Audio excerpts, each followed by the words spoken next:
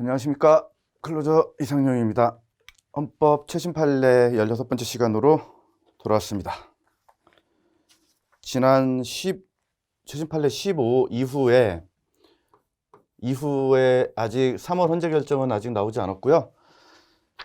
작년 거 중에서 8월부터 12월까지가 최신 판례 이 스케줄대로 올라가 있지 않습니다. 8월 거는 했고 이제 9월부터 자 그래서 역으로 이번 달에 또 3월 말 순경 1차 시험도 있고 해서 이 중요한 판례 알고 들어가셔야 되기 때문에 12월 판례 위원 둘 헌법 불합치 하나 셋 다 되게 그 중요한 판례인데 이번 안성 시설관리공단 직원 사건은 처음 나온 판례가 아니고 원래 있던 그런 그 국민건강보험공단, 한국철도공사, 서울 도시철도공사, 광주광역시 그 관리공단 이런 식으로 해서 비슷한 판례들이 있는 선에서 연장선상에 있는 판례입니다. 자, 그런데 오늘 나눠드린 그 프린트 보시면 이 세 개의 판례 중에서 가장 중요하다고 볼 수 있는 게 이겁니다. 나머지 두 개는 처음 나온 판례도 아니고 그 대통령 관저 인근도 판례는 처음인데 그 이전에 국회의사당, 법원, 외교기관 이런 식으로 해서 다 나왔던 판례들이거든요. 자, 그래서 제가 볼 때는 제일 중요한 건 이 사건입니다. 사건 개요가 좀 복잡해서 생략을 하는데 여러분들께서 혹시 뭐가 이렇게 사건이 문제가 돼서 이렇게 대법원 까지 가면서 헌재에다가 물어봤을까라고 했을 때 그 사건 개요를 읽어보시면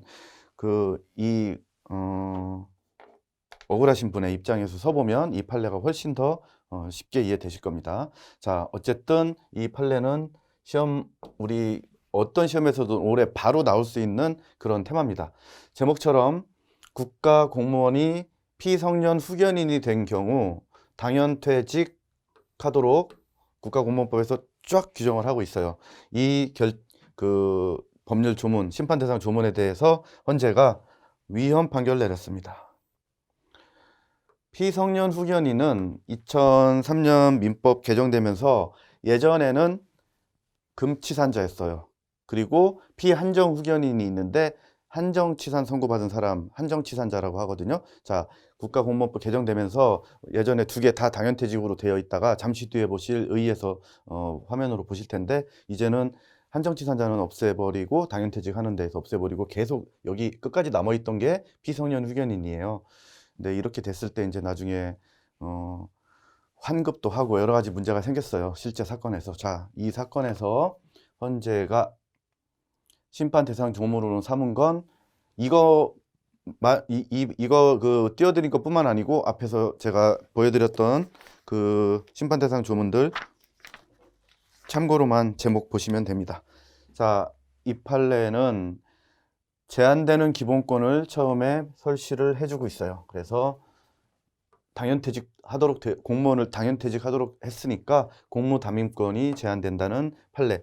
그러니까 나중에 뭐가 침해됐다고 했을 때 제한되는 기본권에 의해서 그 테마를 잡으시면 됩니다. 역시 이 판례는 특별할 건 없고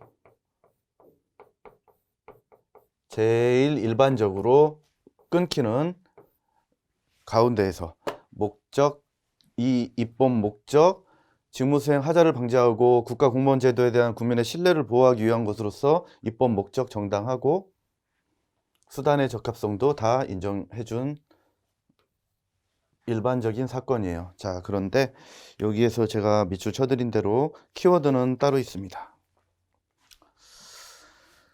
현행 국가공무원법에서 이렇게 규정을 하고 있어요. 그래서 이 판례에서 말하고 싶은 건 이런 대안에 의할 경우 국가공무원이 피성년 후견인이 되었다고 하더라도 곧바로 당연퇴직되는 대신 휴직을 통한 회복의 기회를 부여받을 수 있고 이러한 절차적 보장에 별도의 조직이나 시간 등 공적 자원이 필요한 것도 아니다. 이 말을 뒤집으면 덜 침해적인 수단이 있다는 얘기예요.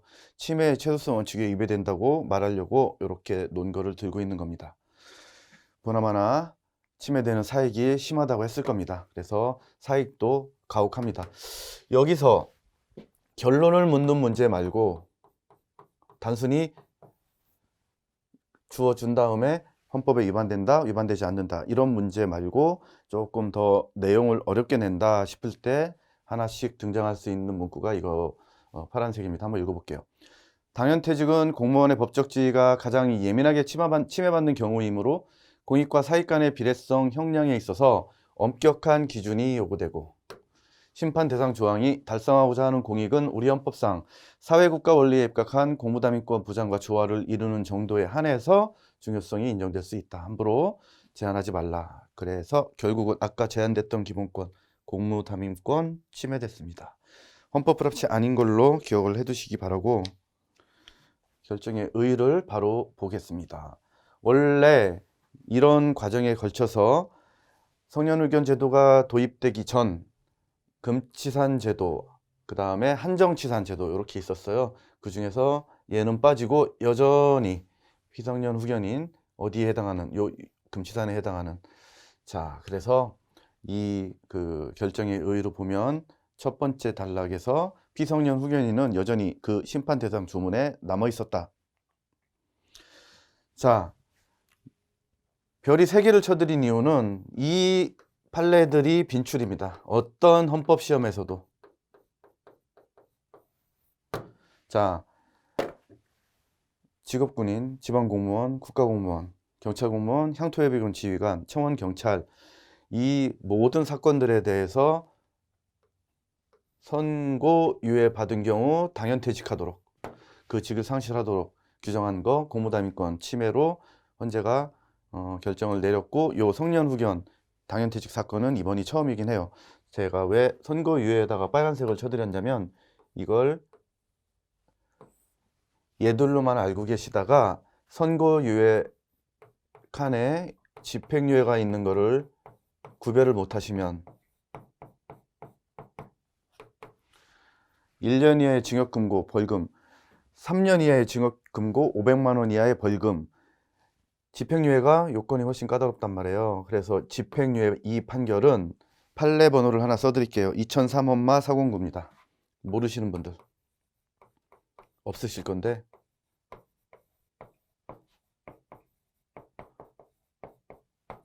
자, 얘를 잘 찾으셔가지고 요걸로 나왔을 때는 헌법에 위반되지 않는다고 기억을 해주셔야 이 판례들만 출제하는 게 아니니까 시험 대비용으로 완벽하다라고 말씀드릴 수 있습니다. 보통은 예상지문처럼 이렇게 심판대상 조문을 써주는 시험도 있습니다. 근데 너무 길죠. 너무 기니까 제가 줄여드린 예상지문 2번은 이 똑같은 판결인데 이렇게도 충분히 교수님들께서는 내시고 있으니까 여기처럼 간략하게 얘들 다 삭제하고 그렇게 했을 때 지문 보시고 요 키워드만 찾으시면 돼요.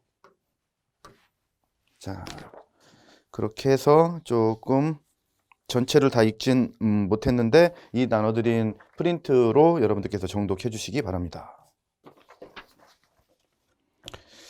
자, 서두에서 설명드렸던 대로 두 번째 판결은 처음 나온 판결이 아닙니다. 자, 그래서 맨 마지막에 정리를 따로 해드릴 거고요.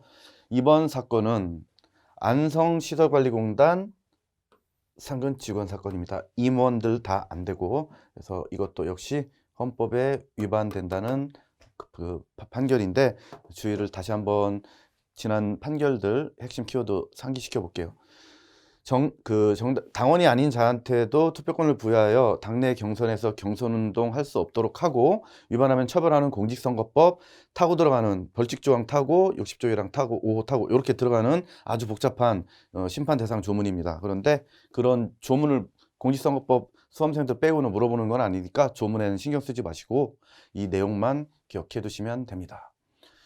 자, 일단 상근 임원에 대해서 이렇게 설명하고 있고, 임원은 입후보도 제한되고 이렇게 경선운동 할 수 없게 하는 게 맞아 라고 해놓고, 반면 직원은 지금부터의 이유로 가혹하다는 겁니다. 자, 직원은 시험 성적, 근무 성적, 그 밖의 능력, 실증에 따라 이사장이 임명하는데 안성시설관리공단의 경영에 관여하거나 실질적인 영향력을 미칠 수 있는 이 권한이 임원에 비해서 훨씬 적거나 인정하기 어렵습니다.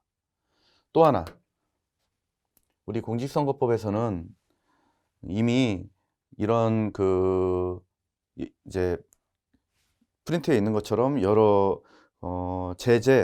제한하는 규정들이 다 이미 상존하고 있어요. 어쨌든 공선법 53조 1항 6호에서 53조는 공무원 입후보할 때 90일 전, 60일 전, 후보자 등록 개시일 전, 지방자치단체장 120일 전 이 사퇴하고 이제 후보자로 나오라 하는 그 입후보 제한 그 조문이에요. 여기서 6호에서 지방공단 상근 임원들 얘들은 뭐 입후보 제한 그 기간 안에 다 사직해야 돼요. 그런데 상근 직원은 이 사람들하고 달리 상근 직원은 그 직을 유지한 채 관두지 않고 직을 유지한 채 공직선거에 입후보할 수 있도록 규정한 것도 상근 직원의 영향력이 임원보다 적다는 점을 고려해서 공직선거법에서 이미 다른 규정을 하고 있다라는 뜻이고, 많이 보셨을 거니까 얘는 빠르게 넘어가도록 하겠습니다. 자, 당원이 밑줄만 보세요. 당원이 아닌 자에게도 투표권을 부여하여 실시하는 당내 경선에서 시설관리공단 상근 직원의 경선 운동을 일률적으로 금지 처벌하는 것, 목수회법 역시 침해의 최소한 원칙에 반하고, 법익 균형성 원칙, 공사이익 비교했더니 침해되는 사익이 훨씬 커요. 그래서 사익이 더 커, 공익보다. 그래서 정치적 경선 운동 못하게 했으니까 정치적 표현의 자유. 7급 공선법 9급 선거직 하시는 분들한테는 제가 수업 시간에 요거 따로 이 결론 말고 이 내용을 어려운 지문으로 바꿔드린 거 그거 정도는 준비하셔야 됩니다. 일반 헌법 수험생들께서는 일단은 결론만 알고 계셔도 됩니다. 자, 그래서 이 판결에서 예상 지문대로 그대로 그 제목처럼 나왔는데, 우리의 3번 판례 넘어가시기 전에 프린트를 잠시 봐주세요. 프린트 보시면 결정의 의의가 있습니다. 아까 선고유예와 집행유예에서 집행유예 달랑 하나 있는 판례, 물론 이제 그 바운더리에서 다른 헌법이 위반 안 된 판례들도 헌법 공부하시면 다들 아실 건데 있어요. 자, 어쨌든 집행유예랑 선고유예 판결 구분하시는 거 조심하시고, 여기서는 지금부터 좀 이따 좀 전에 말씀드렸던 대로 국민건강보험 공단 하고 지금부터 말하는 이 나머지, 물론 이것도 기각되긴 했으나 헌법에 위반되지 않는다고 하긴 했으나 국민건강보험공단 상근직원 그때 바로 공직선거법 개정돼서 삭제하고 할 수 있도록 해주고, 자, 그래서 파란색 밑줄로 쳐드린 국민건강보험공단 상근직원 판례를 꼭 이렇게 비교해서 나머지 판례들처럼 전부 얘도 위반됐다고 착각하시면 안 된다는 말씀입니다. 한국철도공사 상근직원, 우리 정보 중에서 핸드폰, 결제할 때 카드, 그 다음에 아무튼 국민건강보험공단은 여러분들의 거의 모든 정보를 다 가지고 있단 말이에요. 그걸 가지고 선거운동 하는 사람들 차단할 필요성이 있다고 판단을 했는데, 그때 그 헌법에 위반은 안 됐지만 우리 조문에서 다 삭제해서 할 수 있게 해줬습니다. 그 다음에 쭉쭉 나왔던 것들이 한국철도공사 상근직원, 빨간색 밑줄로 다 쳐드렸습니다. 얘들 키워드 나오면 얘가 무슨 권리 침해돼서 헌법에 위반됐는지 위헌인지 다들 기억 전체를 다 하셔야 됩니다. 그래서 이 결정에 의해서도 이렇게 다 친절하게 한국철도공사 상근직원, 광주광역시 광산구 시설관리공단 상근직원, 서울교통공사 상근직원, 그 다음에 이 가장 최근에 나왔던 이번 판례 안성시설관리공단 상근직원, 이렇게 해서 전부 같이 한꺼번에 알아두시면 어떤 판례가 문제로 나와도 여러분들 맞추는데 지장이 없습니다. 자, 그동안 이제 헌재로 안 올라와 가지고 문제가 안 됐던 게 아니고 헌재에 올라오지 않아서 조문 계속 이렇게 돼 있었는데, 지금의 용산이 아닌 거 착각하지 마시고요. 이 판례는 심판 대상이 예전 겁니다. 그러니까 지금에 있는 대통령 관저 원래 그 청와대 인근 그쪽하고 용산하고 헷갈리지 않으시면 되겠습니다. 자, 현재는 저 날짜에 대통령 관저 인근에서 집회를 금지하고 처벌해 이를 위반하여 집회를 주최한 자를 처벌하는 구집시법하고 현행 집시법, 자, 두 개가 다 심판 대상 조문이 됐기 때문에 이 판례에서 나중에 헌법 불합치 결정 선고하면서 구법은 적용을 중지했고, 어렵게 내면 이것도 냅니다, 시험에서. 현행법은 계속 적용을 명령합니다. 왜냐하면은 법적 공백 혼란 때문에 신법은 개정될 때까지 계속 적용을 명하고 있습니다. 자, 그러면 심판 대상 조문 중에서 일부만 제가 한번 띄워드렸으니까 이렇게 되어 있는 구조에서, 자, 결국 심판 대상 조항은 법익에 대한 위험 상황이 구체적으로 존재하지 않는 집회까지도 예외 없이 금지하고 있다. 예외 없이, 앞에서 보셨던 일률적으로, 이런 뉘앙스의 단어들이 나오면 헌재에서 위헌이나 불합치 판결로 이어지는 그런 판결들이 많았다라는 것만 여러분들께서 주지하시면 됩니다. 자, 그래서 전체를 다 읽지는 제가 않을 거고요. 여기서 우리 프린트에서 쭉 이어져 그래서 제가 칠해드린 밑줄 있죠.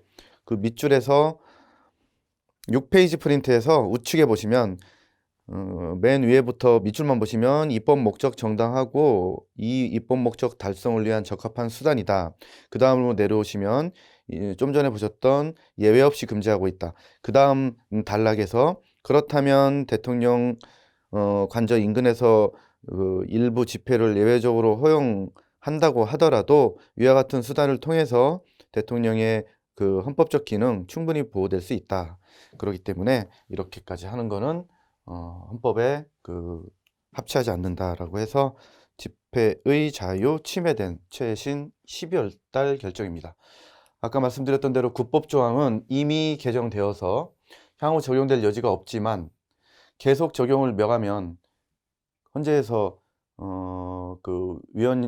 불합치라고 판단한 거에 대해서 구체적 규범 통제 실효성이 보장되지 못할 가능성이 있으니까 이 구법 조항은 적용을 중지하고 신법 조항에 대해서는 계속 적용을 명한다. 그리고 나서 여러분들께서 계속 시험에서 여러 번 봤던 거, 사장, 각급 법원 임금, 원칙적으로 모두 일률적으로 못하게 했던 것들.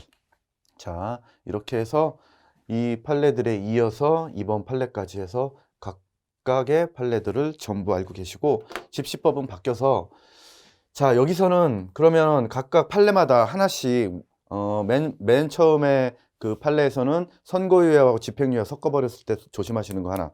두 번째는 그 많은 공단 임원들, 아니 그 직원들하고 국민건강보험공단, 그거 구별하는 것도 키포인트 하나. 자, 여기서는 자, 부서법령은 잠시 뒤에 설명드릴 거고, 지금 판례 중에 이번에 나온 대통령 관저 임금 말고 뭐가 없어요, 지금? 제일 여러분들이 알고 계시는 큰 거 중에 헌법재판소가 없잖아요. 이거는 아직 없어요, 사건이. 그러니까 지금 법원까지 큰 기관들 다 있는데 이번에 대통령 관저까지 나왔으니까. 그런데 집시법에는 헌재는 불합치 판결이 없거든요. 근데 개정된 집시법에는 이 헌법재판소도 같이 법원하고 엮여가지고 아예 못하게 하는 거 다 개정해 놨습니다. 자, 그것까지. 이런 판례가 나오면 항상 그 판례도 물어보지만 그와 엮여 있는 판례들을 물어보는 게 헌법 판례뿐만 아니라 뭐 다른 그 과목들도 다 마찬가지입니다. 그렇게 보시고, 이렇게 아까처럼 이 전체 심판 대상 조문을 넣어서도 예상 지문처럼 문제를 만들 수 있고, 제가 아까 줄여드린 것처럼 간단하게 1번 그 기출 지문 2처럼 간단하게 나올 수도 있습니다. 자, 지금 그러면은 최신 판례 제가 3월달 헌재 결정도 3월 말에 아마 나온다면 마지막 주에 나올 건데, 그거는 이제 4월달로 넘기고 최대한 또 11월, 10월, 9월 그 세 개의 판례도 신속히 우리 판례 특강 유튜브 강의로 올려드리겠습니다. 여러분이나 저나 요새 많이 받을 겁니다. 그러나 항상 단순하게 생각해서 한 번만 뒤집어서 생각해 보면 스펠링 그 자체를 뒤집은 거랑 똑같이 이렇게 발상의 전환, 기분의 전환, 생각의 전환이 일어날 수 있다고 생각됩니다. 스트레스 받을 땐 다른 방법도 있지만 디저트를 단 걸로 드시기 바랍니다. 다음 시간까지 최선을 다해서 공부 열심히 하셔가지고 올해 빨간색은 없애고 합격하시고 디저트만 드시는 여러분들의 2023년 한 해가 됐으면 좋겠습니다. 다음 시간에 뵙겠습니다. 감사합니다.